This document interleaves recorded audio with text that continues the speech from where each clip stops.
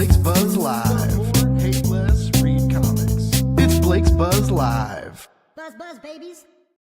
Hey, Buzz babies, welcome back to Blake's Buzz. It's Wednesday. I'm your host, Blake Morgan. I'm supposed to say this. I never do. I've been doing this for many years, and I never say, hi, my name's Blake Morgan. I guess I just assume I'm so hot stuff. I'm so hot to trot. Y'all know my name already, and it's in the show title. Like, who else would Blake be? I don't know.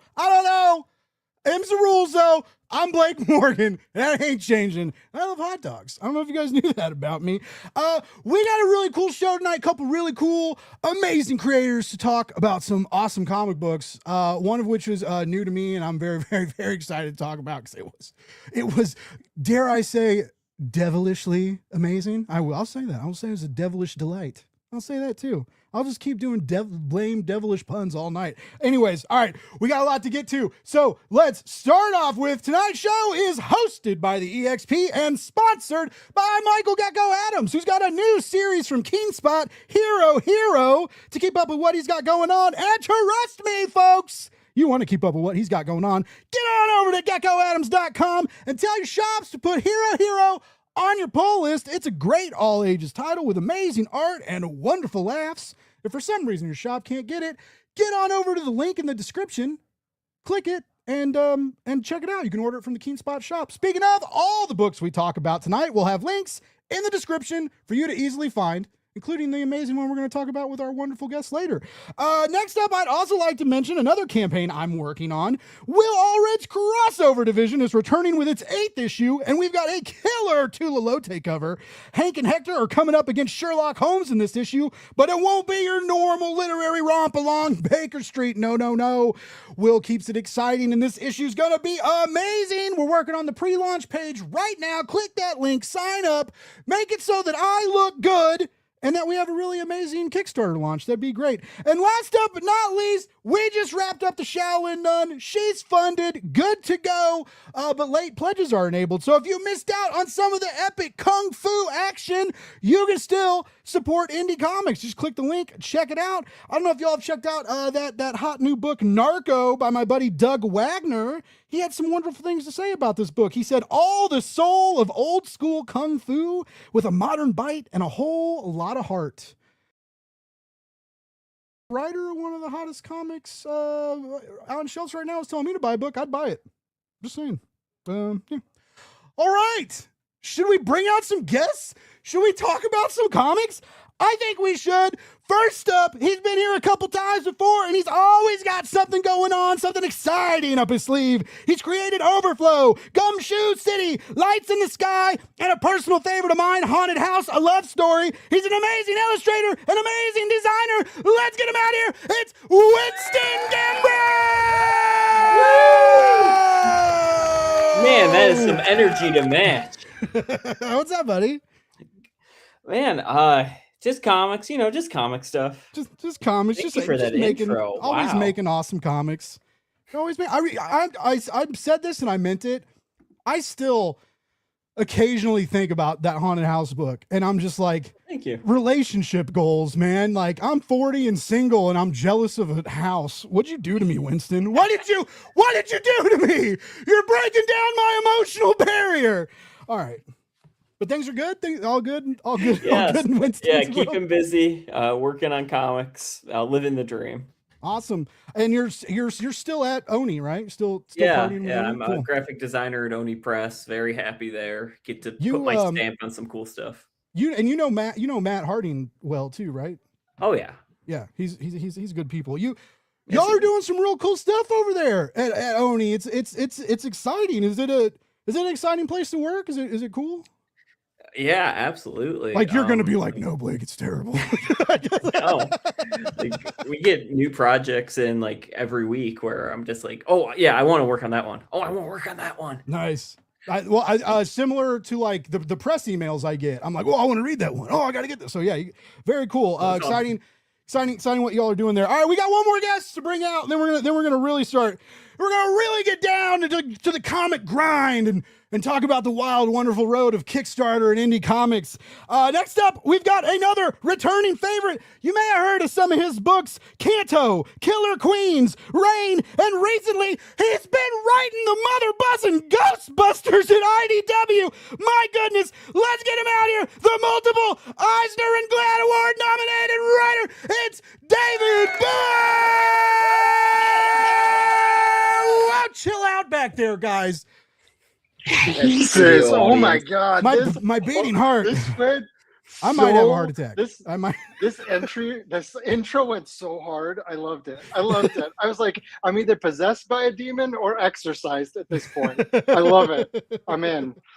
Hi, Great to have Blake. you back on the Hi, show, Winston. dude. Oh, hi, Dave. I'm so- Long time no talk. Hi. Yeah, since what, yesterday?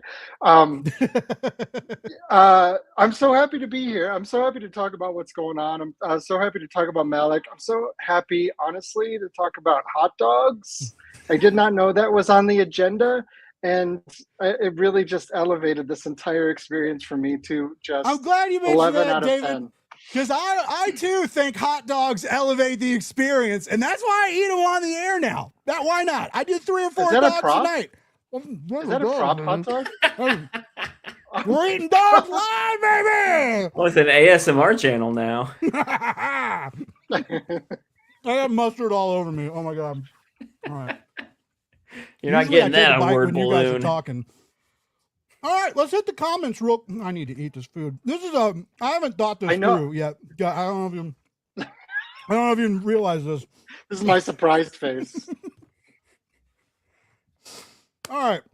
You know, Hot Ones has that gimmick where they eat hot wings. Like, I would love interviews where they can only answer and ask questions through a mouthful of hot dog. That's a good, yeah. I should before I ask questions, I should take a bite of a hot dog and then you guys have to decipher what I was saying. I don't know how busy you are at Oni. You want to be a producer of Blake's Buzz, Winston? I kind of like these ideas.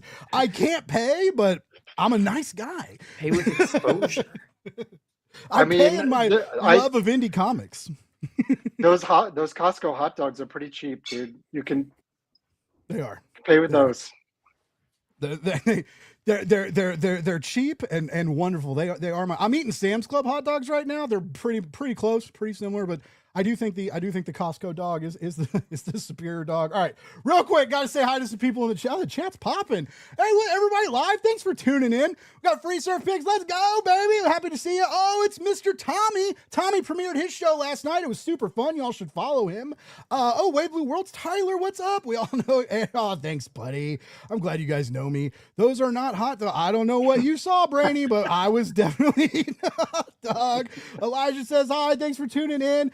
It's JD Rosario. What's up? Thanks for tuning in. Jose, nice to see you. Oh, great. Now Tommy's going to make it about him. No, Tommy is a retailer. So him saying he likes your books is good too. So, Oh, thanks, Tom.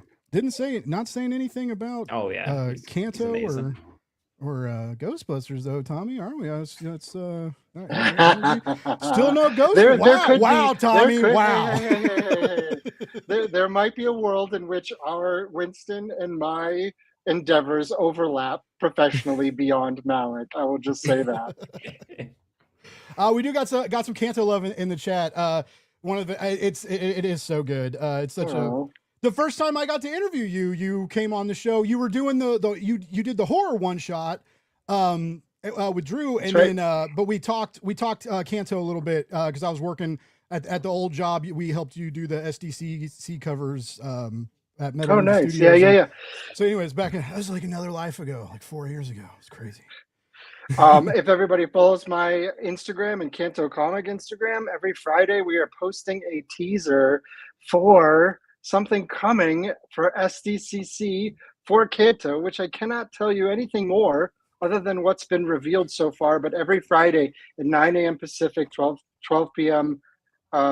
Eastern, we post a new kind of reveal of something involved with the new thing that's going to happen. And I cannot say anything more because I will get, this will shut down, the screen will melt, and the dark horse powers that be will come in and they will ride me off into the 4 dark horsemen of the apocalypse. Ride me off. That is That's quite the NDA that make you sign over there. It's my self-imposed NDA just to feel important. That's where we are. That's where we are. You right like now. email it to him. Will you print this out and make me sign it, please? Thank you. Yeah, Hey, yeah. whatever we myself. got to do to keep Canto alive and well in that wonderful fantasy world you both have created. It's such a wonderful book. You got those glorious new hardcover editions out too. Like it's a good time for that little guy. So very exciting. And then I forgot you just did like the additional mini series that wrapped up a few months ago. Then that's probably going to get collected. So yeah, it's all. Did you know? I swear we'll get to why we're here to talk eventually. But but This is why we're here. Comics. Thanks, Winston. Yeah, Baseball Winston, Winston out of the No, I better get back to drawing Malloch. I'm but texting. did Out of you frame, I'm know they texting were him. gonna? You finish yet? Did you know they were gonna continue it? Like how long did you know like they were gonna do additional Canto, or was like each additional kind of miniseries a surprise? Did they or because I feel like it felt like you guys like thought, or maybe you just couldn't talk about it, but it was kind of wrapped up, and you did this other new thing, and now there's this other thing you can't talk about. Well, when we first started with Canto, we had the volume 1. We had the ideas for the future volumes, and when we found an audience, we were able to go through five volumes. By the end of it, we were at Dark Horse, and we had discussions to put in that teaser in the back of the last volume. That's Canto and his Mallorex on a boat, cresting a wave as they're setting out in the open water, which we've never done before. So it said Canto is returning in 2026. So that's all the information that was out there, and right now we're leading up to what that meant back in 2024. Cool. So if anybody's watching, I see that the video is jumping a little bit, so it could be my feed, because I would like everyone to know that I am calling from the rim of the Grand Canyon. So we are in the national park, having the time of our lives, frolicking. I'm freaking Snow White out here with all the birds, the chipmunks, the elk, the deer. Everybody has notes apparently, but I just don't listen to the Watch out for chipmunks. those apples. Only eat hot dogs. Yeah. Stay away from normal like healthy food. It's how healthy is it really? What does organic even mean? It comes from dirt. Dirt's gross. If you eaten dirt, it's disgusting. Anyway. Anyway, We're spreading real facts here, folks. Okay, it's called Blake's Buzz, the hot dog flavored comic show that celebrates real facts. The title's kind of long, so we don't say the whole thing all the time, but that's basically the gist of it. David, I'm so happy that you're happy and getting settled in, because you're a really great person and you're a really great creator, and you've had a pretty intense couple years. Like the health stuff, heart surgery that went well, but when my dad that messes with you in all sorts of ways on top of like the physical, it's great. Like so like to come through that, and then the moving and the fires, and I'm so glad you're getting settled in and things are feeling good, and you're just cranking out bangers. Like you never missed a beat. You're just hashing out scripts like it ain't no thing. Love it. phew. Man, because behind the scenes, I feel like a hamster on a wheel that's just like running everything. Speaking of being, well, what a great segue. Speaking of being a hamster on a wheel, y'all are running a Kickstarter campaign. I'm a good podcast host. Anyway, I really, you sent me the first issue of this to check out. Malloch the Damned, the gay son of Satan. It's a horror comic, just so you need to know. I'm sure both of you horror. can do horror. Is that a Milady there? Is that a Malady? Milady? Yeah, Malady. did you know Fedora can be a tax write-off if you use it for... It's now research. It's a product model. Yeah, this Nice. is the actual fedora I wear for my reference photos. This is an exclusive. Wow. We're gonna. all right, I want to release this, Blake. I want to release a special issue 1 where all the art is replaced with Winston's photo reference. It's rough. That'd be No. amazing. It's What me I dressed want. in my Sunday best, like throwing myself around my living room. Well, I know, you but know, we can like Photoshop it over like the positioning, and it just will be it's a masterpiece. It will be a masterpiece. how many books is that guy? Oh, I don't know if you guys heard of him. Crap. He did some stuff in Marvel. Alex Ross. He puts out a book every now and then, but he always as a I've heard joke. of him. Anyway, but he puts out. He always includes in the back of his new hardcovers and stuff the pictures he takes of his friends, and sometimes he puts capes on them and stuff to like get for reference photos and stuff. So there's definitely a market for that, and to actually like in panel replay. I think that's pretty amazing. That would be fun. Or would at least be like a killer digital stretch goal for a following issue or some kind of digital deluxe edition or We something. talked about variant. Let me tell you that one of the reasons I wanted to work with Winston was because your sense of humor, Winston, is just perfection. It's so much like my sense of humor, where you Photoshop your face over everybody. You're like, here's the new cast of The Boys has been announced. And then it's Winston at the end with just like this, the go-to photo. And I was just like, I kind of want to be friends with him. And we have not gotten to that point, anywhere close to that point, but we get to work together. So that's cool. We're so close, but that's cool. But that's, yes. So I do believe there is a universe where, Winston, you would be up for doing a variant that's nothing but your photo reference, just throwing yourself all over the place. Part-time Comics' John Westhoff says he would indeed buy that. So you have sold Yeah, one John. if you all All right. decide to if you all decide to do it. Also, Tommy says David, he does love a good frolic. So can't get him to say It's my anything life. good about the my life. Ghostbusters comic, Economy. but he likes a frolic, I guess. I'm sorry. I thought the audience might support our guests a little more tonight. Make your boy look good, but I guess I'll just have to do it all by my damn self, like I always do. Anyway, I'm sure you guys could pitch this book better. Before we really get into it, hit us with whichever one of you wants to fight over it and go first. But hit us with the con table. That I walk by your con table, I see this cover David's flaunting about, and I'm like, the gay son of Satan. What is it? What is this? What? Let us know what this is. Well, you want me to take it, Winston? I think, yeah. This right. This was originally the spark in your head, so Yes. So Moe Malloch is the son of the devil. He's the son of Satan, and he was having the time of his life in hell, living it up, the best afterlife you could possibly have. And then he decided that he wanted to come out to his dad as gay. And apparently, of all the terrible, depraved things that happen in hell, being gay, coming out to your dad was the worst. And so instead of accepting him, Satan has thrown his son, Moe Malloch, out of hell, out of the house, and he's thrown him up to earth. And so now Moe is stuck on earth. He can't go to heaven because he's the son of Satan. He can't go to hell because he was thrown out of the house by his dad. And so now he's stuck on earth, and he's investigating supernatural crimes as kind of this hard-boiled detective, Constantine, Hellboy, Lucifer mix, to find a way to get back into hell, to confront his dad for this wrong that his dad has done to him.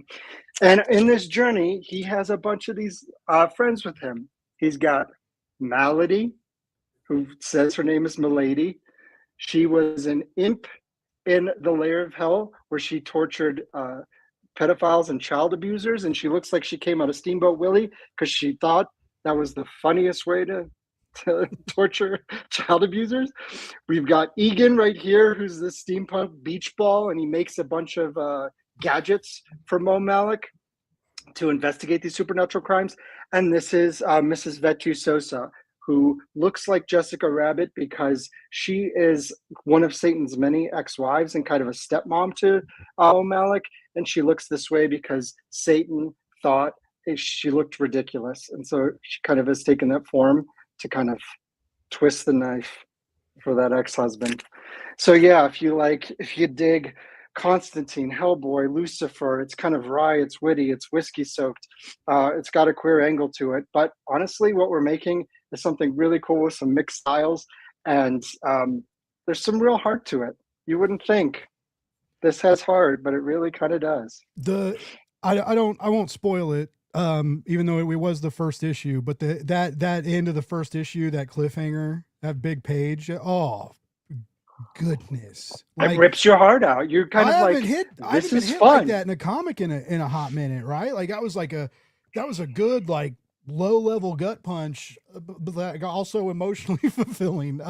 But I didn't expect that. I totally like the noir, like dark magic vibes, the heaven and hell, the John Constantine bit, totally picking up those vibes. It's also like like Malloch is not John. They're their own entities. Everything's so different. And you mentioned like the mixing of styles, like every page. I was fawning to Winston in the green room. I was like, it is incredibly beautiful, and it feels different than a lot of what I've seen Winston draw, especially with some of the characters. Yeah, it's gnarly, it's beautiful, it's noir, it's so like noir grit in every pixel printed on that paper. Like, yeah. Well, the reason I wanted to, Winston, you can speak to this, why you kind of wanted to do it, but the reason I wanted to have Winston on, because I knew that you could do your design background. You could do all of these styles. The Kickstarter is live right now, and I'm actually watching in real time. So chat and everybody, get us over 9,000. We're real close. So get us over there. But the Winston's design backgrounds, I knew I could throw anything at him, and he'd do it. So actually, issue 2, we're almost finished with issue 2, and that's what Kickstarter is. It's what's on Kickstarter right now. And I literally, if you can scroll down to the sample pages, literally, I wrote into the script. I was like, Winston, have you ever heard of? Have you ever played Dig Dug? The 8-bit Dig Dug? And he's like, keep going, Blake. And he's like, you'll know. Keep going. One more. And he's like, oh, you mean like this? And he just produced this page. And I was like, what? Who are you? And why do I get to work with you? I want to shout out Lucas for making our logo 8-bit too. Oh, cool. Yeah, I didn't notice that. That's rad. That was, yeah. Yeah, so... so for basically every comic I make, I have a different style, just because like I kind of get bored easily, and my favorite thing to do is try different art styles, like different textures, different formats and moods. And so Malloch has been so fun for that, like along with all these characters interacting, then I get to do random things like Dig Dug, which is just so fun to make. I love, again, man, these pages. Are you digital or physical? How are you drawing? I am like 90% digital nowadays. Okay. I'll still draw with pencil just to get like perspective down sometimes, but then I scan it in, and like Malloch, I think, is like 100% digital at this point. And everybody should back this, yes, for this pin right here.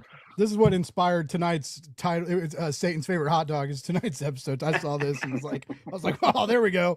Yeah, it's everybody. The art, the variants. You got a flops cover, which means you're guaranteed success because any. Oh, you got a flops box too. I missed the box.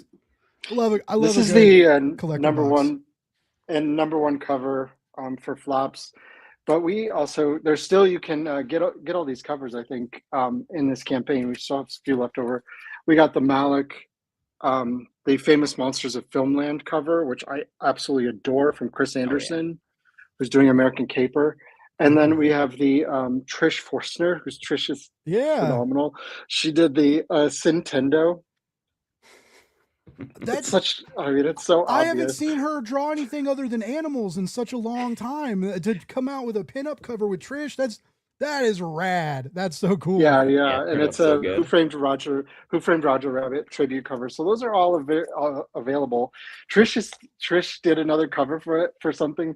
I can't tell you what, but I can tell you that it's I'm obsessed. Just keep an eye out for San Diego. Trish is so good. But yeah, so I think it's been so fun for me to work with Winston on this, because you see a lot of comics out there, and you see a lot of Kickstarter comics, and you see a lot, and you just like, I just look at this book and I just think this, Winston, you've elevated this book so far beyond anything that it had any business being. I'm serious with mixing of those styles, and I think some resistance that we might get at any point is because it's so different and we're pushing the boundaries. Oh, yeah. And so anybody who wants like to experience something new and different in comics, this is what we're doing. And so come on board, because Winston is going to be you're gonna blow up, dude. I really honestly believe it. I thought the same thing about flops, and I thought the same thing about you're right about flops. But I see what you're doing, and I'm just like, it's gonna happen. It's gonna happen. So I'm thrilled to be part of this. I loved Light in the Sky, right? Yeah. So Lights in the Sky is a alien graphic novel I made, and I drew it to look like grainy black and white UFO footage. So it's like everything, you can tell what it is, but you could be like, wait, is that Bigfoot? And so David saw that, and then he reached out and he's like, how would this look if it wasn't black and white? What if we made this into Malloch? Yeah, check out this. This campaign was dope. This was a funny story, David. So Winston came on with a couple friends, with John and Matta, and when he had this campaign live, and all my stuff broke. Like my audio driver, like I lost audio, I lost lights, like everything just exploded. The show started like 5 minutes late, and then I had bad audio because I was like using my MacBooks. Anyways, it was that was the first. I was like, I still feel bad about that. And when the last time he was on, I was like, man, I'm glad I could make up for last time. And he was like, oh, I didn't even remember that. You think I remember you? And I was like, oh, good point, Winston. Oh yeah, I'm so big time. It was David. It was like a domino effect of technical failures. Like, I think y'all were just before the show went live. You're getting just a little bit too close to the truth, and I think there was some intervention there. Government got to Blake. They wish. I don't pay taxes. What? I didn't say that. I was just guys. That's the hot dogs talking. That's the hot dogs talking. Too many hot dogs. Oh my god, that's what I should change the show name to. That's the hot dogs talking. That's a weird title, but it could work. You guys are going to make me change my whole show and brand by the end of this thing. But anyway, this is some of Winston's art, which I can see some similarities, but still very crazy, like how different that looks with and without color. But yeah, this is his alien book that looks super creepy and amazing. Can you get any of your guys' like back issues through the campaign, or are you selling like other indie bundles or like secret Ghostbuster stuff you can't get anywhere else? Blake. I think some other indie comics, not ours. Is that right, David? Yeah, I think you can get bundles from Lifeline and DEATHline Comics. You can get issue 1 and 2 together in this campaign. So nice. Anybody who has not gotten issue 1, there's still the covers available, including like the Flops cover and the Trish Forstner cover, and I think they're still available. We just announced today that on Tuesday at 11 a.m. Eastern, is that correct or is that wrong? I think it's 11, right? On next Tuesday, we're going to be dropping an add-on, which is the Flops issue 2 cover as a medal, and they're only going to be $35. And you're going to want to jump on that. That is a hot commodity. Oh wait, finally got Tommy to talk about Ghostbusters. But he misunderstood. He's starting to end up with Whoa, dude! It's a PG-13, Tommy. You say watch this in comic shops. They watch this at kids' schools. I don't really know if they do that. Nowhere Comics and Games says, "Wow, the show really is just hot dogs."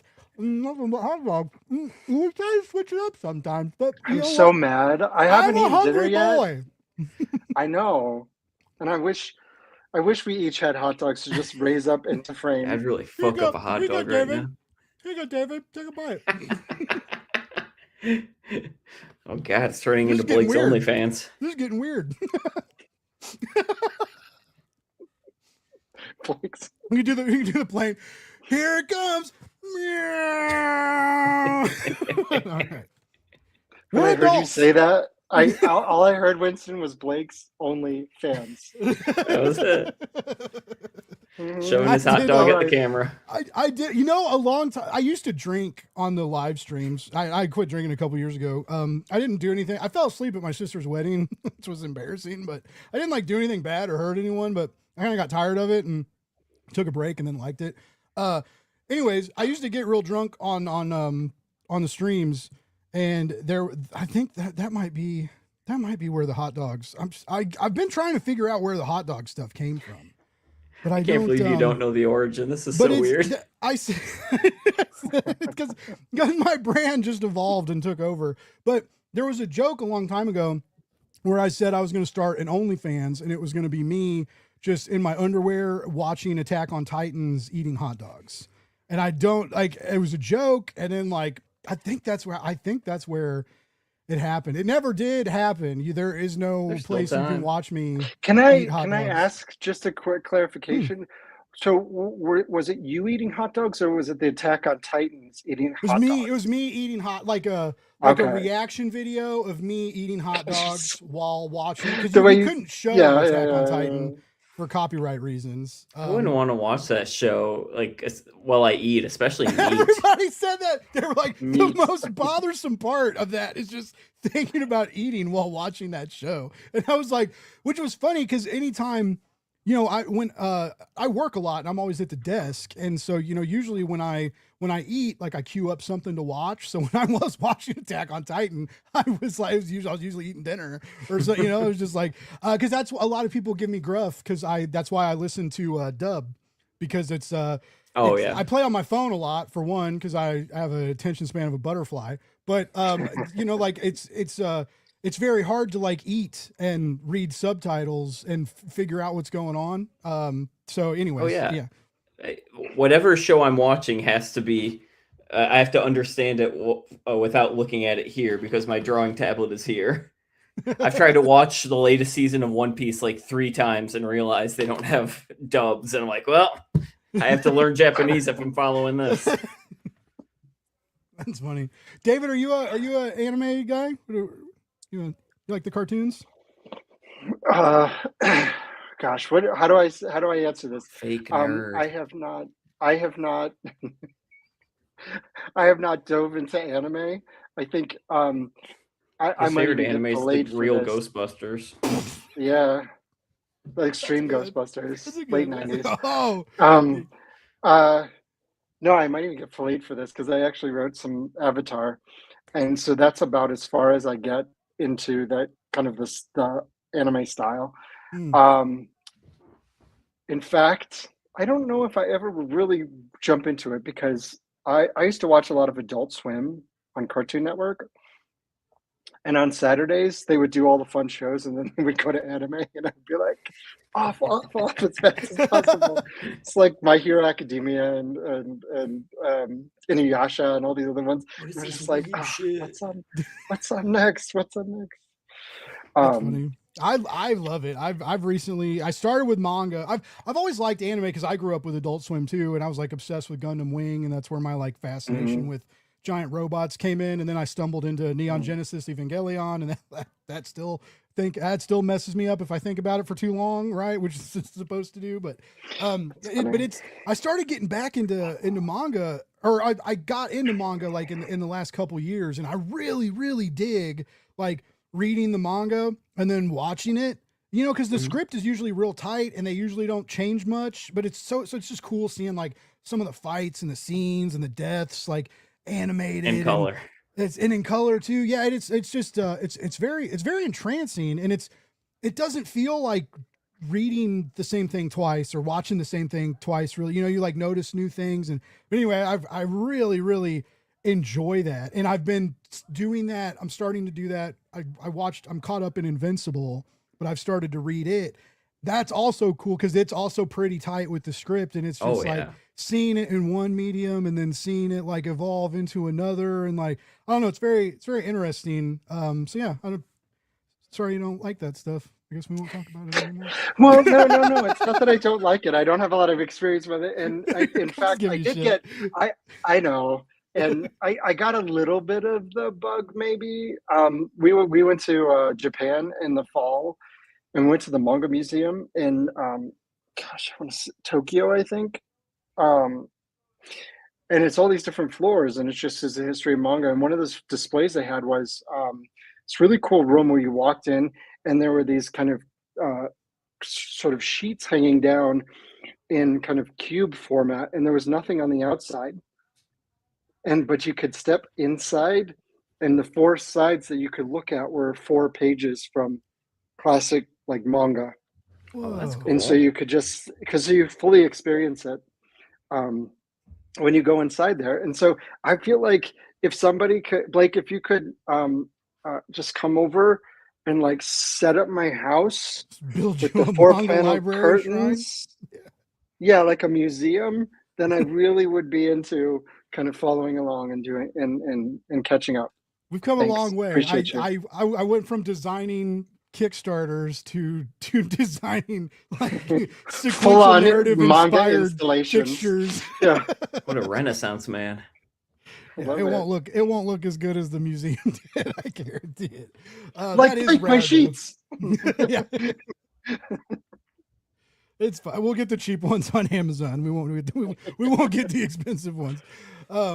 That's right. I want to go to Japan just to, there's so much I want to experience there, but the manga and anime culture and just, it's so much better here, and comics are cool, right? I mean, like they're getting more, they're just more and more people are being like, oh wow, I guess, you know, they do still make these things, you know, and Absolute Batman's like selling 1 trillion copies or whatever, but like, it's still different over there. Like culture, like the 80-year-olds read manga, like their eyes still work, right? And it's just, we don't, and I know like there are 80-year-old comic fans here, but it's just so ingrained and normative in their culture. Whereas for some reason we still struggle with that a little bit, you know, every day it gets better. But anyway, it's just to kind of be around all that. And I've heard the shops, like the manga shops are insane. And then the food, I've heard the food. Oh my God, is it's like spectacular. 10 floors.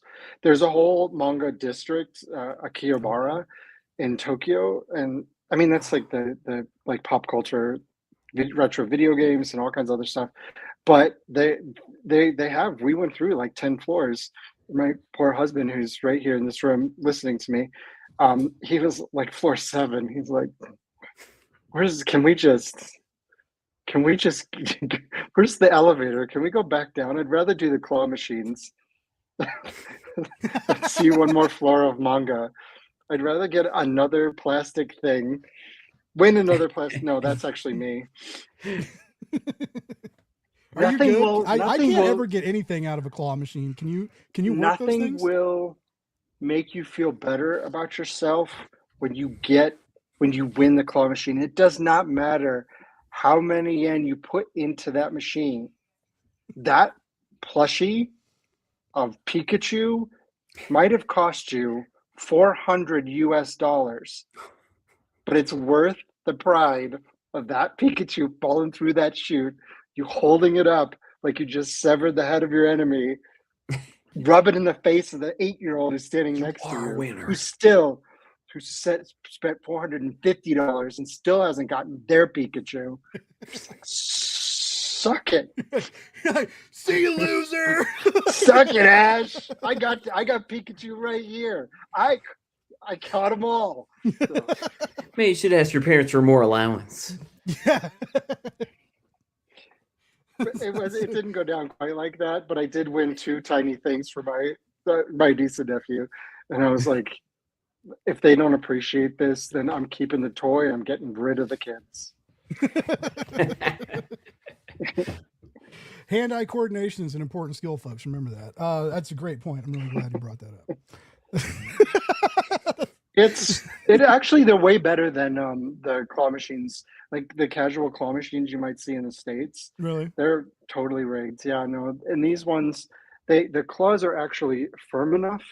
You know how the claws are. Mm-hmm. You reach down, and it's like the fingers bend backwards, and you're like, oh, clearly I'm not going to get this bouncy ball. It's like, Yeah, it's like use my strong hand, and it's like I don't want the strong hand. I want a real hand. but in Japan, they actually are firm enough where they actually, you can win. You can actually pick something up and put it in the pocket. And there's small ones, there's medium sized, there's gigantic ones. People will line up because they have the newest Attack on Titan skinless Titan guy, statue guy that's in the machine, and you can only get it there. And Wow. so here we are, $1,000 later. No idea. Oh, it's such a thing. They have them on the street. They have blinds, vending machines where you get, you know how you get the plastic eggs where you can get something out of it. They have 1 million different varieties of those, and you can collect them all. So it's something Everywhere fun. is so cooler than America. I feel like it's just like they got claw machines. They probably don't have Nazis in the streets. That's cool. Like, right? That would be claw cool. machines and no Nazis. Like, sign me The up. claw Give me machine to Nazi ratio is definitely much more balanced than the rest of the world. Yes. Thank God. Thank God someone figured That's it the out. quote. That's going to be in the show notes. The claw machine and Nazi ratio is much better elsewhere. In this essay, I will show you I want exactly a how. dramatic picture of David with that quote in there in a nice serif font. With this photo, this still. Try to get it in frame. The hell. And then I mean, I feel like- David and Booher hot dog eating contest. I feel like I have to do this short. It'll be a weird cut of like me feeding David the hot dog and then David being like, the Nazi to claw ratio. And people be like, what does this even mean? And I'll be like, this is art. This is why I became a videographer. This is performance. This is a museum installation that I was requested to make on sheets. Well, Wes, shopping for Superman's Wes Easton says, "Look who's too good for Nazis." Yes, I'm not a lot of things, but I am definitely too good for Nazis. Another name for the show. Yeah, I'll just change the title every week. It'll just be like. The EXP will love that. Kyle, it'll be great. We'll figure it out. Tommy agrees. We were going back to the Invincible. Someone in the comments keeps saying we're not talking about comics, and I will profess that we should talk about our Kickstarter. We probably should. We have a Kickstarter. You do have a Kickstarter. You have a Kickstarter. It's Malloch, the gay son of Satan. A noir horror comic. You can get 2 issues right now on Kickstarter. I believe you can use that link. Use that link in the comments and click on it. God, it's so pretty. I didn't mean to bring down. We can talk about the claw machine. Or no, Nazi the claws are dead. Claws are gone. I think there's a claw machine in Malloch too. It's like the villain. Aren't we all claw machines if you think about it long enough? I don't know. All right, I got a question. Weak fingers. That's the name of the show. Weak fingers. And they're all Blake hot dogs. Morgan presents Weak Fingers this week. You know, the last thing to have hot dog fingers won Best Picture at the Oscars. So. What made you all, or was it part? You said kind of this. David was the start of this idea, kind of, but. What made you want to these character designs? What made you want to like astronomically keep them? They look so different. It looks like you cut them out of paper and like glued them onto the page, right? What was the reasoning? Where did you guys think of that? Like it felt very. You guys mentioned Roger Rabbit, but I also got like some Cool World vibes, which was a great movie. So walk me down this thought process of structuring the visuals that way. Yeah, I think this was originally David's idea. I was like, I know what Winston can do, so let's see what Winston can do. No, I love the idea of mixing styles. So I love multimedia. I want to push the envelope. I feel like comics, especially in probably the last 5 years, it just keeps feeling like the same. And with storytelling, the more stories you tell, the more stories just pile up. in the past and that exists now. And if you're not pushing the envelope, if you're not like trying to be creative and do something new, you're just going to get buried under everything that's coming. So I wanted to do something different, but you don't just do something different to do something different. So I didn't want to do a story where we just did all the characters as different designs. Like, you can do that, but that seems kind of a little lazy to me and inauthentic. You're just trying to do something different. So with Malloch, I decided if he's in hell, the characters he's going to surround himself with all look a particular way for a particular reason. So Malady is the perfect example. This little pain in the ass right here, she looks like she just disembarked from Steamboat Willie's steamboat because she tortures pedophiles. She tortures the child abusers. And what better way to torture a child abuser is than to look like a cartoon? So that's why she does that. We see in issue 2 why Egan looks like the steampunk beach ball. So there's story reasons why they all appear different in different styles. And I would not have done this if I wasn't partnered with Winston on this, because I knew everything that I wanted to do. Everything I wanted to do, Winston could do. And I just felt like I saw it. I didn't see different styles, but in Lights in the Sky, but I saw that felt so, it felt so cool. It felt like I was in the middle of the New Mexico desert, and I picked up a fluttering piece of paper, and it was somebody's UFO zine that they had handmade in their trailer out in the middle of the desert somewhere. And I was like, I got such a vibe. I got such a vibe for it. And so I was ready to jump in and be like, Winston, here's the script. This is your problem now. Winston, when you saw that and when you kind of started thinking about what you were going to have to do, how to tackle it, you are a great designer. You do come at things. You seem to, I know it's not effortless, but you seem to like attack and execute like so efficiently, right? But like, did you get hung up or did you get tripped up on it trying to, you know, how many versions of the characters did you go through? Or was there a lot of changes there, or what was it like on your end? There wasn't many changes on the characters. Malady had, I want to say a couple designs, and I know Miss Vitruvioso. I think that's the first time I've said that name out loud, so I definitely said it wrong. Vetusosa. And I'll tell you a good way to remember it is Vetus Osa is Latin for old bones.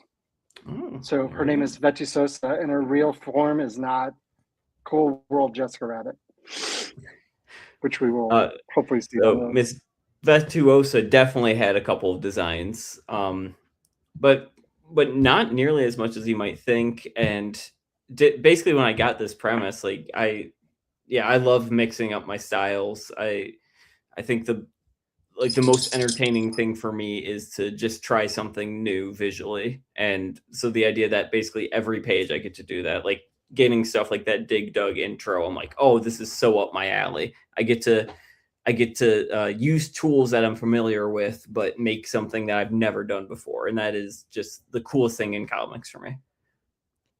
That is awesome. By the way, and again, Tommy's excited about having old bones, because we all have those. I have old bones too. That's why I eat so much protein, because I gotta stay healthy.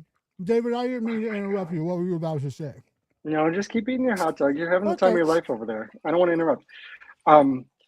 So the Dig Dug thing, but it also, so I'm a big retro gamer. I love NES. I love old, I grew up on Nintendo, and if anybody follows me on social media, you'll see it's like a constant stream of consciousness, retro gaming stuff. With the Dig Dug thing, it's actually, there's a story purpose to it. I wanted to be fun with the title page, but it really is, in this moment, we're telling the story about how Egan, the steampunk beach ball, this guy, ended up on Earth with Moe Malloch, just the same way Malady did and Mrs. Vetusosa did. And there's a story reason why he went up from hell to earth to find him. And I just thought, he's a big round ball. He's burrowing up. Let's do it. Let's do Dig Dug. And if you look really closely at the page, you can see there were some things we talked about. Winston and I, particular one Easter egg that's in there that you know what I'm talking about. Should I spoil it? Yeah, why not? It's on the preview page. There is a he burrows by some stuff that's buried, and one of the things he burrows by is the angel from The Simpsons. I always say, The like, bit- the you know that skeleton angel? annoying guy, the annoying guy that always quotes The Simpsons even though no one cares. I'm like, that was me.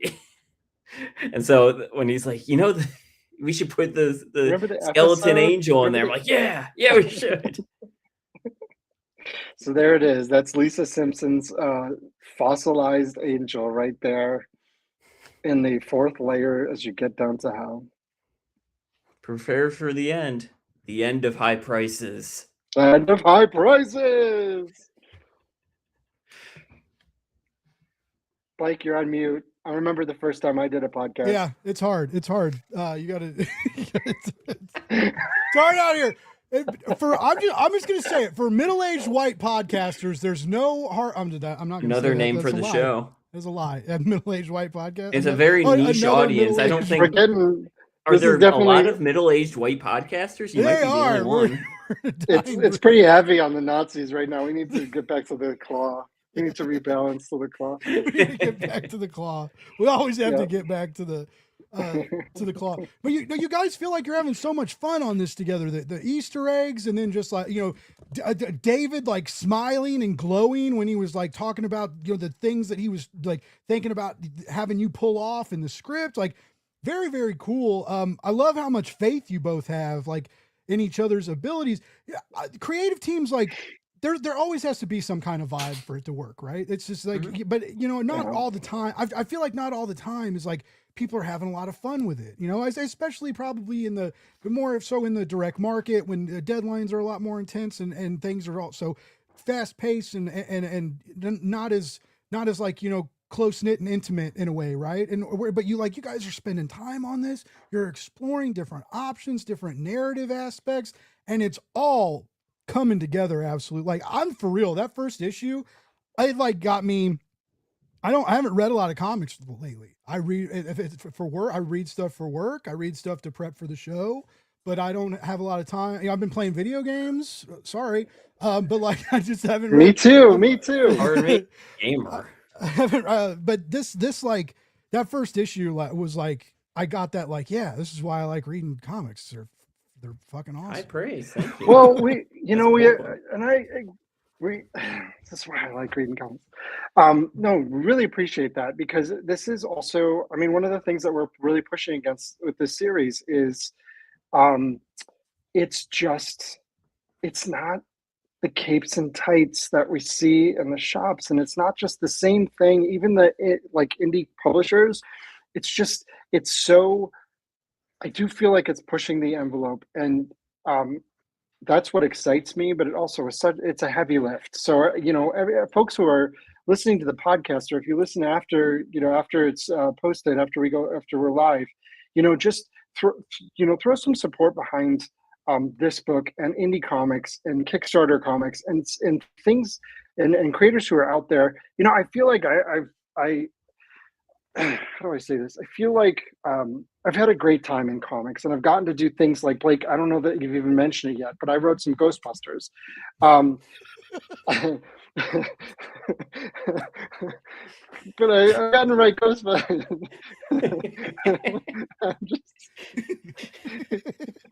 Let's get it back on the rails, guys. Let's get it back on the rails.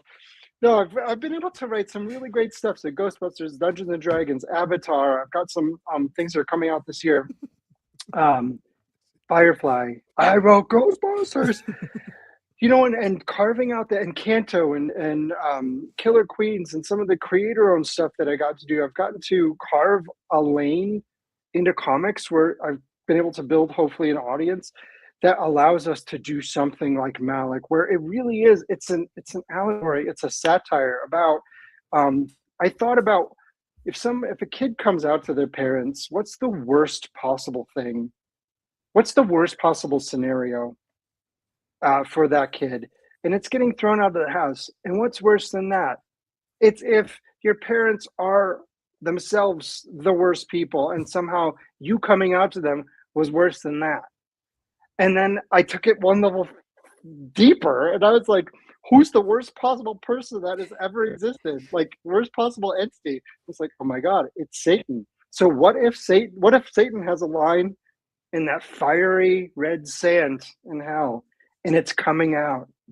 And I was like, that's the story. And that honestly makes the rejection of queer kids who come out to their parents, it just shows how absurd that is. You know what I mean? It's just like, this is how silly you look when you reject your kids when they come out. So that's really, my ulterior motive. Sorry, Winston, I don't know if I've explained it to you in that way.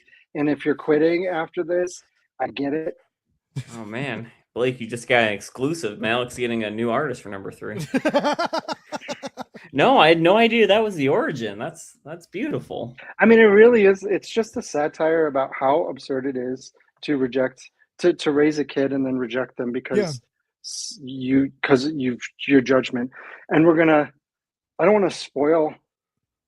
I'm not going to spoil any the story of where it's going, but there's so many layers to ultimately who Moe Malloch is and how he's dealing with this rejection by the worst person in the world who thinks that you're worse than that. There is a resolution to all of this that's very cathartic, but it's going to be very surprising.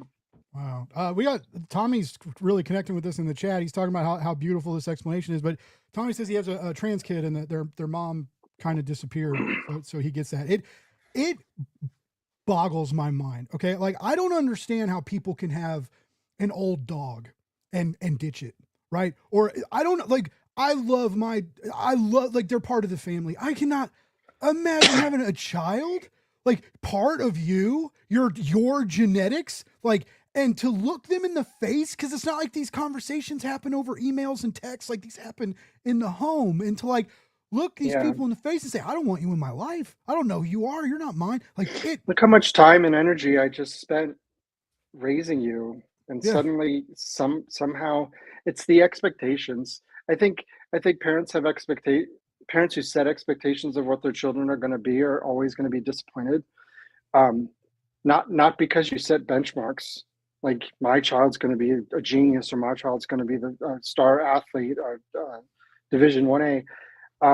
It's that if you expect your child to turn out in a particular way, you're always going to be disappointed because that kid is always going to be different than what you think. And so if you just embrace the kid, I mean, you spent so much time with this kid. Now suddenly something happens and that it nullifies everything. I think it's just parents who give in to the pressure of the people around them that somehow what your kid is wrong. And so I don't have any kids. I have long ago thrown them all out. No, whoa. I'm just kidding. I'm just kidding. No, but I think a lot about it. I do think a lot about it. And I think this is a great story to show why that should never happen. I totally agree. And so like I'm obviously not one of those people that's like, no politics in my comics, but I have read things where I'm like, we're not in an organic territory anymore, right? Like some ideals can be forced, some can be made like naturalized with like plot progression and stuff, and it just feels like both of you have a very tight control over that. Like whether it's like a pinup dream hallucination, sexy thing that he sees for a moment, like and that like there's like that fiery attraction in that scene and a longing, which you find out a few pages later why that longing is there, because like the whole time I was like, dude, the devil's son is like just running around partying gay on Earth. Like he's knee deep in it. Like he's having a good old time. We find out that's totally a different case, right? Anyways, it's I really enjoy how you both tell stories and how you can take something that is so intense, so personal to a lot of people, dangerous to some people, right? Depending on their outlook on it, but how you can like, it's not effortlessly, you put a lot of effort in it, but it feels effortless reading it. It all just comes out natural, right? And it's like, you don't have to come out and say, this is a queer narrative, you know, about like, you know, kids whose parents taught, like, not, you're just in there and you feel it, you know, and it's, and you feel, you do all these things. Well, I really encourage people to check this out. And I really encourage indie creators to check this out as like a masterclass on how to do it, on how to like tell stories about things that you believe in and societal constraints and just. And throw in cartoons, put in cartoons. That always works. Put cartoons in. I have a question about the label. You guys are under Cat and Phil's label with this, right? The death, that's what Death and Lifeline Comics is, right? Mm-hmm. So I have a question. This has been on a lot of talk. I'm sure you guys have heard a lot of the discourse, right? Because Kickstarter's not safe for work stuff changing. One of your cover artists, they backed that out. They switched it up, but Stripe can still shut down a campaign before, during, or after, and like and hold funds hostage and stuff. But like one of your cover artists, Flops does a lot of not safe for work stuff and a lot of not safe for work stuff on Kickstarter.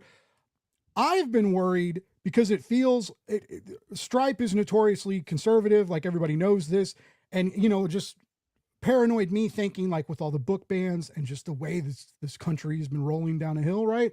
But like I'm very worried about narratives like this, or like I work with D Fish for Finding D, which is a narrative, like D's a cartoonist, and it's about like her finding out that coming out as trans in her 40s and like how her life changed, and it's hilarious and it's beautiful, and there's no nudity, there's no, you know, it's just a nonfiction narrative, and I'm very scared that is all going to be able to be lumped not safe for work as overtly sexual and be a pathway kind of for companies like this to withhold these kinds of narratives, to ban them in a sense on crowdfunding, like some school districts ban them in a school library.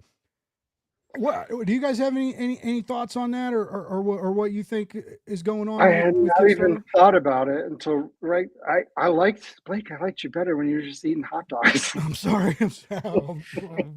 Yeah, I had obviously heard about that ban, and no joke, until this podcast, I'm like, well, it doesn't really affect me. I don't really like do that kind of art. But then I was like, oh no, all of our covers kind of have a lady on them that might be banned by Kickstarter. Yeah, but it's not. But it's not.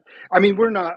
I fully believe that we are not anywhere close to what they're actually like banning or going after. And also, we have literally no control over it. The only thing we can do is censor ourselves to appease them, and we're not going to do that. And that's not the right answer. So what we're going to do, Winston, again, if I have to find a new artist after this, I will understand. Never. No, what we're going to do is we're going to make the book that we want to make. And if people get upset about that, then that's their problem, and we'll navigate that. I'm sure there's talk of a class action lawsuit if Stripe ends up canceling pledges and doing things that are really tangibly affecting, financially affecting the people who have expectations. Like if a campaign funds, like if we hit our goal and we still have time left and they come in and they cancel it and they cancel all the pledges, we have potentially done work and reliance on funds, on funding. And it's not, of course, guaranteed. People can back out, but I think there's a solid argument to be made that we are relying on these campaigns existing out there once they are out there. So Stripe might be gatekeeping, but I think with 14 days left, I fully believe that we will fund this campaign And with 14 days left, I cannot envision any obstacles to that other than any folks in the chat. If you haven't backed it yet, back it now. The sooner we get to that goal, censorship. the better off we're going to be. Yeah, I wouldn't. I apologize. I don't think this campaign is anywhere close to being suspended or what they're calling it audited, right? And they're using AI, by the way. They're using AI to keyword search. It's so stupid. Anyway, but I was worried that's kind of where things were going, and only because of like we're seeing that in classrooms and in school libraries where it's like slice of life narratives, right? If they're not heteronormative, are being pulled, and so just I have a lot of friends and a lot of clients, and a lot of my life and career life is wrapped up in queer lit, oddly enough, and not safe for work. Like I'm currently like paying my bills from a nice Kickstarter payout from Sold to the Berserkers, which was a full not safe for work, painted. Like it was beautiful, but even I was a little bashful, like going through the pages looking for art for the pay. I was like, I was like, I'm not used to seeing stuff like this. Wow. Anyway, but so you know, it's in my life, and I never really thought it would be, and so I've been thinking about it a little more, and it kind of like I was just it just felt where that was going, you know, because it was like, ooh, this is too sexy. Oh, this is too violent. Like, oh, this has not white people in it. Oh, you know, and like, it's just so, but I mean, this is like months down the line, a year down the line, you know, just where like, if Kickstarter and the community isn't able to keep this in check, like where could they take it down is where my mind was going. I didn't mean to be like, you guys might get canceled in 2 weeks. Like I don't think any campaign right now is in unless you got like full nude stuff posted up and like not safe for work variants. And by the way, I know how to maneuver around some of that. So if you need help, reach out to, I'm not like a paid deal. Like I can help you a little bit if you want to know. But anyway, so yeah, it's BlakeSwieners.com. BlakeSwieners.com. It's gonna happen. You heard it from David. He likes me better when I'm eating hot dogs. No, Blake covers wieners.com, and it's his consulting business on how to navigate Kickstarter without getting canceled for not safe for work. And it's also his podcast. How do you make your money, Blake? Well, but you know, it's funny, David, because when I was working at Metal Ninja, one of our big clients did a lot of not safe for work store exclusive covers, and they do like the patches, you know, so it'll be like clothes, some clothes, less clothes, no clothes, you know, they do all the different versions. And so it was, I was running for a while, I was running the studio, Christian and I. And so, you know, I was always working. And so like, no matter where I was, if, you know, I'd have to check something. And so like, sometimes they'd send in like trade dress for approvals and stuff. I'd be at a restaurant, I'd be hanging out somewhere, you pull out my phone, I check an email, and you open it and it's just boom, titties, right? And it's like, there was a time, we had a guy doing maybe you shouldn't be working from Chuck E. Cheese. I don't know. Yeah, that's probably not. But one time working in the safety of my own home, we had Google was out here fixing stuff, and I had a cover opened up like in Adobe, zoomed in looking for like print errors, just making sure it was good to print. So I got a giant CGI naked woman on my screen, and this Google guy's walking around, and I was like, I swear I'm working, dude. Like, I swear. Like, so it's just anyway, it's funny, but it's I mean, if there's no print error. You've been staring at that for 20 minutes. Yeah. There's no print error there. Either one. No print error. Zoom out. You can't even see anything. No, yeah. So, anyways, but I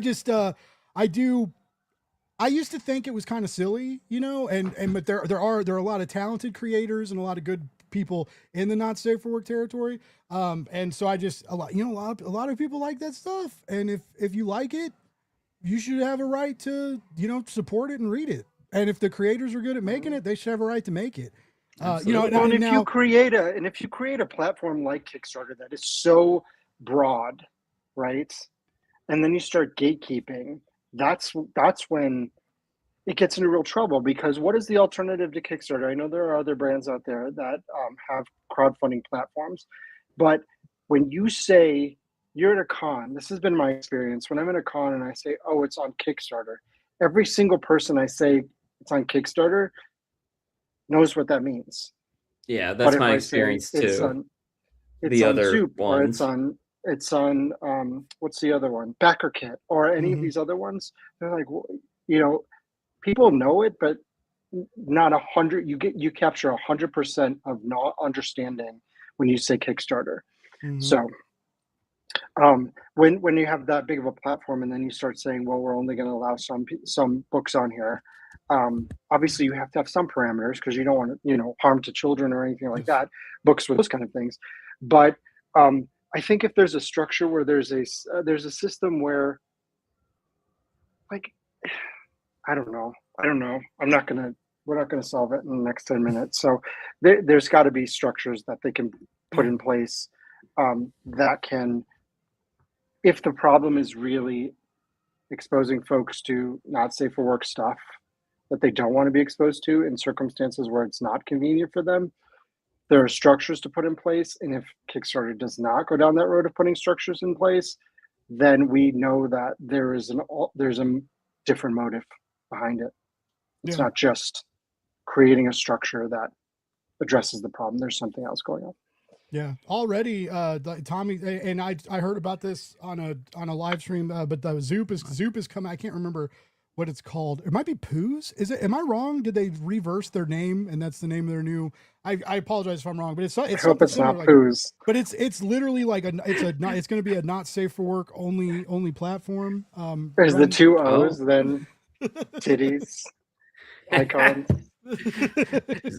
Zoop After Dark. Zoop After Dark.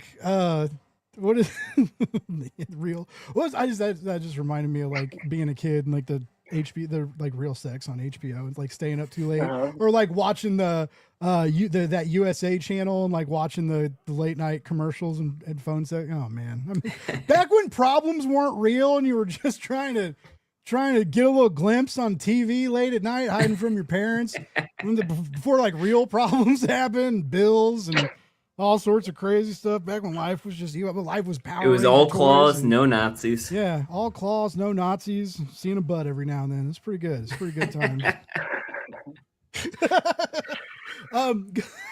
Like we're getting such a rich, full picture of you. I love this. It's I have no transparency. Oh wait, I have all the. And this is the first time. Very transparent. This is the first time, and this is the first time Winston and I have actually like met face to face, and this is always going to be our first meet. This is always going to be our first meet. When you guys are accepted an Eisner speech like years from now, and you're like on the podium, like, remember that first time we met? That guy was just cramming hot dogs down his throat, talking about how much he liked our comic. Now look we'll at slip us. some hot dogs into the Malloch movie. Oh, yeah. Into the movie, right. He's just always. It's like people will think that the hot dogs are like an allegory. Like this is cinema. This is cinema because he's the gay son of Satan. And we're like, nope. Blake Morgan. That is the Blake Morgan effect. By the way, is that Flops? That's Flops. Hey, Flops, it's me, Winston. He said he was surprised that it was the first meeting. Yeah, he also we have talked on the phone. I have fired off many texts which were reasonable at my time, but far too late at Winston's time. Yes. So yes, we have corresponded in many different ways, but this is the first time I have laid my eyes upon a live action Winston Gambro. Awesome. Well, it's all CGI. I also honored, dude, because your art like blows me away every time I see it. So gnarly, you're just watching my show, having a good time watching. That's great. I'm gonna put that on my refrigerator of dreams on the magnet. I love his covers, and it's so cool. They're doing like the new Boom stuff. Did some Killing the Children, like coming out in the direct market. Boom's whole booth was just like the Flops booth, basically. Yeah, it was. I saw pictures of that. It was very, very. I love it seeing like it happens every now and then. Like a Kickstarter project or someone I have on the show, and then like a couple years later, like they're in the direct market, or like it's very cool. I've got to interview and talk to like a couple people that I met through the show and stayed in touch with, and like kind of like watched them. Like Jason Muir was one of them. And he did this comic at Scout. I really like, By the Horns, and then like. And then he went to like a Marvel retreat, and then now he's doing stuff at Marvel, and That's awesome. He sketched a thing for me for like $15 back when, it's very cool to see. You were already like doing Canto and like rocking and rolling in the direct market when I talked to you. So you were already kind of hot shotting. Winston, I feel like Winston, I feel like you just keep leveling it up on the page though. Like every new project, you bring something new and spicy. Not like sexy spicy. Well, yeah, sexy spicy, but not like Kickstarter banning you spicy, but like it's a hot tamale page. Is what I'm trying to say. Like that's bad. That was bad. That's another great page. He's a good drawer. He's really good at drawing. That's what I'm trying to say. I like that. He's a good drawer. They don't pay me by the word here. They don't pay me at all. This is me. Anyway, but yeah, I just both of you. It's been real cool to see like both of you take on the like David, the bigger IP work from you. It was cool to see you take on those jobs. Like what? I heard someone. I think it was like what are the Ghost Hunters. Ghost Adventures, the Zach Baggins show. Zach Baggins. I have used him for more than one character description. I just want you guys to do another Ninja Turtle. They've done 2. There's been 2 TMNT Ghostbuster crossovers. I feel like you should write the third one. Please let him do the third one. No. I mean, Dark Horse IDW TMNT Ghostbusters would be fun, but my dream Ghostbusters crossover is my favorite movie of all time. The first movie I remember seeing in the theater as a corp. Yes. Seriously? What? That's it. That's good. That was a dramatic pause. Beetlejuice. And so I would love to see Ghostbusters team up with Beetlejuice. Because for some reason he specifically has the way to stop. All right, I'll just let the cat out of the bag. It's a Ghostbusters Beetlejuice crossover team up to stop the end of the world, and we're going to call it the Apocalypso. Oh, that's cool. Really good. That sounds so cool. Calypso. First they try to bust him, then they got to join up. Oh, it'd be amazing. I also love Beetlejuice. They know how to bust a ghost. Do they know how to bust a move? Yes, that would be cool. There isn't a Beetlejuice comic at all. It's like, oh my god! If we do the old school Ghostbusters, it's like, Ray, the first one, Beetlejuice. Second one, Beetlejuice. Third one, Beetlejuice. And then you cut to Winston. He's like, oh man.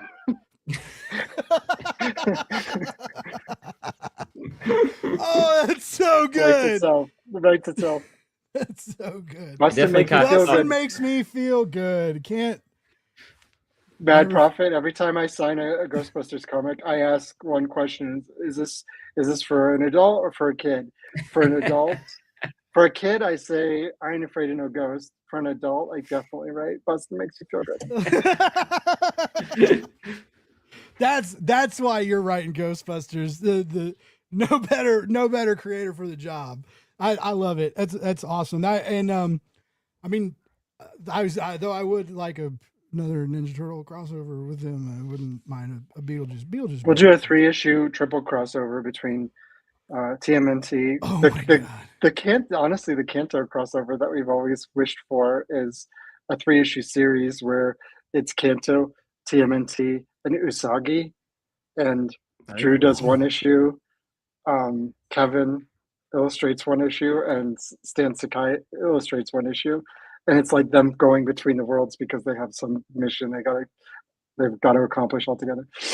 I would die. I wouldn't get to read it because I would die pre-ordering. I know. I would die. I couldn't write it. I That'd couldn't be write so it. I'd be cool. like, Stan, this page 2, Stan Sakai does anything he wants. Yeah, like Kevin how do you Eastman, direct Stan do that Sakai? Kevin Eastman thing that made everything you've ever done famous. Remember when you made the Ninja Turtles? That was cool. And then Drew, don't fuck this up.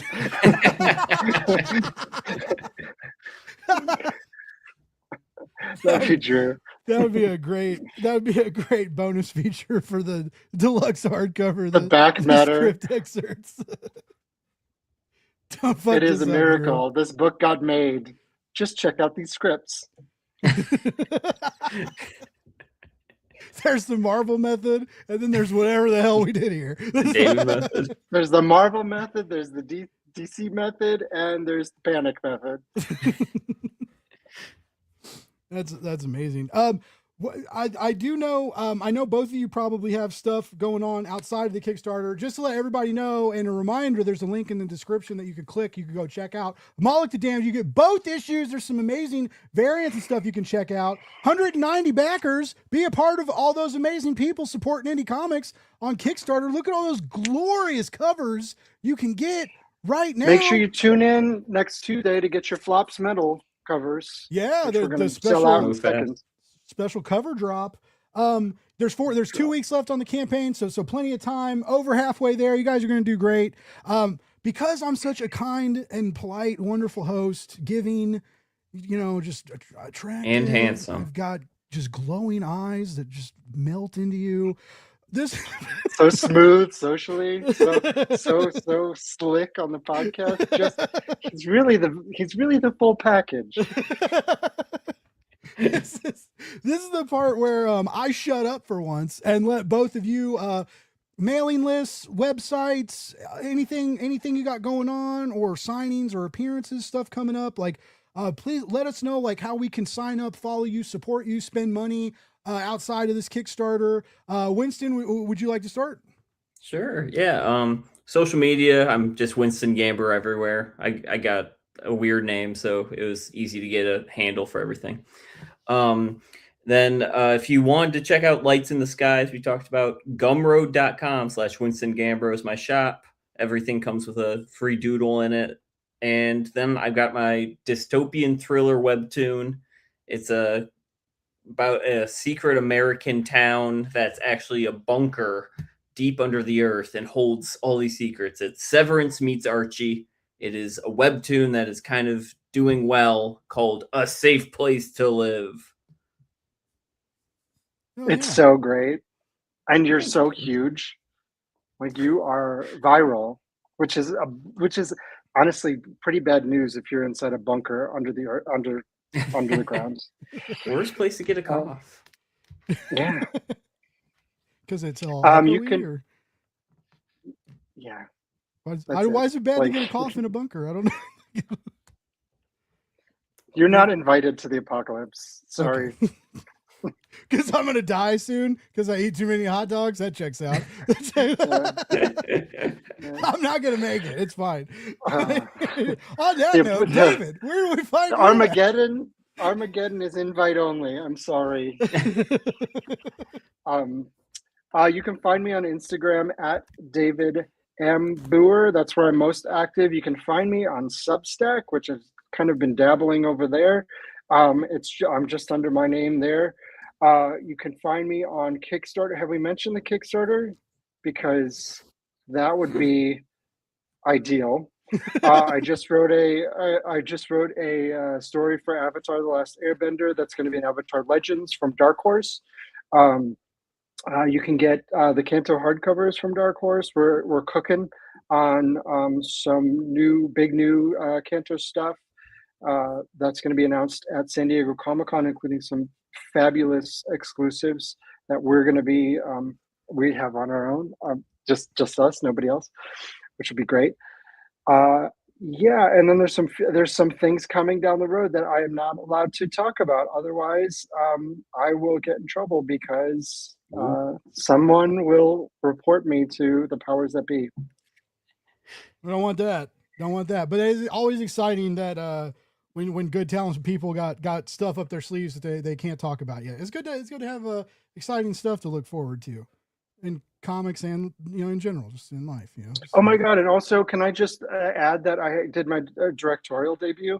I wrote a short film and I directed it, and it's a queer horror comedy that is called Get Into the Spirit, and it's going to be I don't even know if I can say this.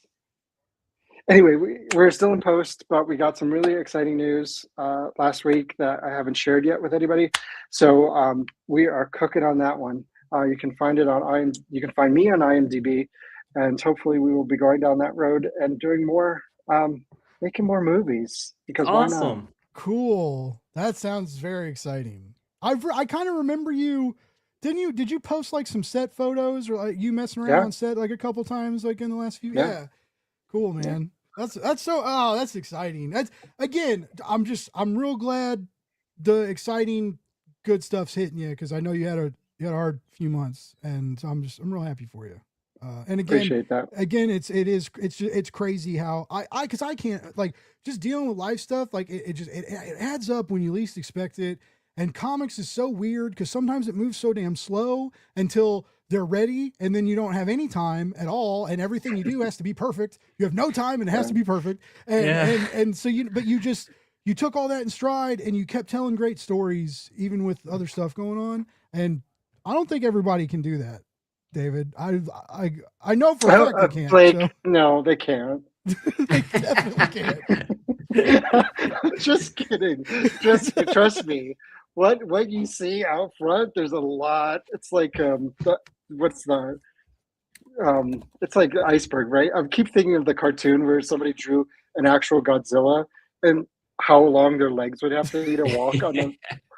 That's what it's like. That's what it's like. You see this face, but there's like hundreds of feet of structural everything behind the scenes.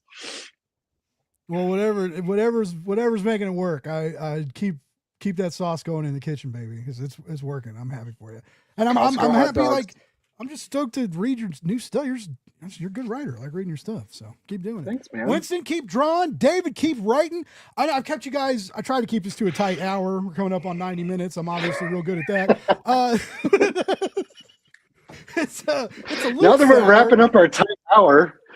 Yeah, 30 minutes. Well, I'll tell a story too here in a minute. I'll be like, oh, that reminds me. No, but I really appreciate the time you've both given me. It was great to catch up with you both. It was great to read this new book. For real, Malloch the Damned. Put it on your radar. Get to this Kickstarter. There's a link in the description. Just click it. Just click it. Just click it. It might only be one click. I don't know. I'm not going to tell you how to click your mouse. 2 weeks. 2 weeks left. Got plenty of time. Plenty of time to support indie comics. But, I mean, if they got, like, a surplus of backers right now, that would look good for me. It's like, make your boy look good. Check out the campaign. For real, more stories. We need more stuff like this. Queer lit's important. Representation's important. The message you're lacing into the narrative's important. And Winston's art's pretty important. I don't know if you've seen it. Yeah. It's kind of a big deal. Kind of a big. He's going to be a big deal, people. He's going to be a big deal. This is why there's so much I dislike about Winston personally, but I'm hitching my wagon to this horse. So it's an investment. High praise. That's all I could ask for. Tons of respect. Not a lot of friendship. I always wanted to have coattails. Hey, they're for riding. You gotta ride them. If someone has coattails, you grab them and see where they take you. Them's the rules. All right, everybody in the chat. Thank you for it's a Data Bros tight 60. That's what we and then Cole popping in. You didn't miss the hot dogs. We had great hot dog shots. I ate 3 of them. And someone asked what was on the hot dogs. You ate 3?